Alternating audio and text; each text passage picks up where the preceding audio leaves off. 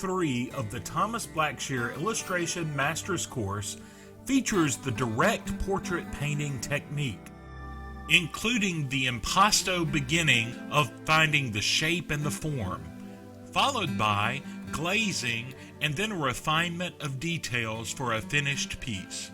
So most of my training involves a lot of different techniques and tricks of the trade that illustrators would use to hopefully do pretty impressive paintings.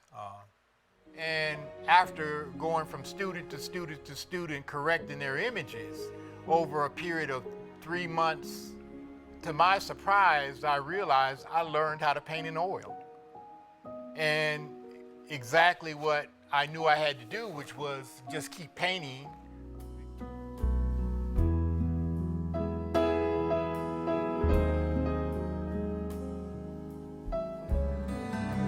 Volume 4 of the Thomas Blackshear Illustration Master's Course features the technique that Thomas used personally in his early career as an illustrator. This mixed media technique was developed and used by Thomas Blackshear in his most iconic illustrations. So join Thomas now for his early career techniques in illustration. That I kind of considered my go-to technique that I would do for myself, and it was basically a technique where I would do a drawing on an illustration board, then I would do washes of gouache on top of the drawing after I would fix it.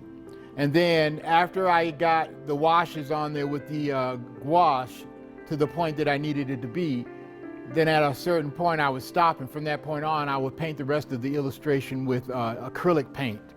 Volume 5 of our series looks at the modern techniques of Thomas Blackshear. Strongly rooted in his illustration past, Thomas uses these techniques to create art all his own in unique Western images. In this video, Thomas shares his current painting process. Well, quite a few people have asked about the new genre of art that I've started doing, which is in the Western market. I've been doing it now for about 3 years, and I guess a lot of people are interested in the technique that I do with the Western art. It's all starting to come together now.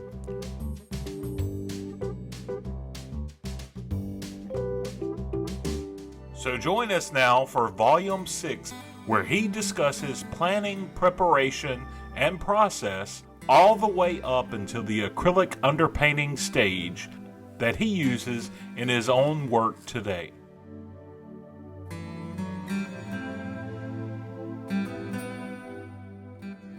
The procedure I usually go through to start an idea, come up with a creative idea, to go through sketches. If I just want to make it a little different, I'll put the light over here, and I can drop it down. And then again, sometimes they're not the exact feeling. Say, for instance, if I needed an adult.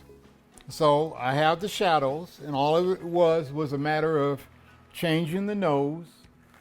I will section off the areas on the canvas, and then I'll paint a different color on top of the acetate.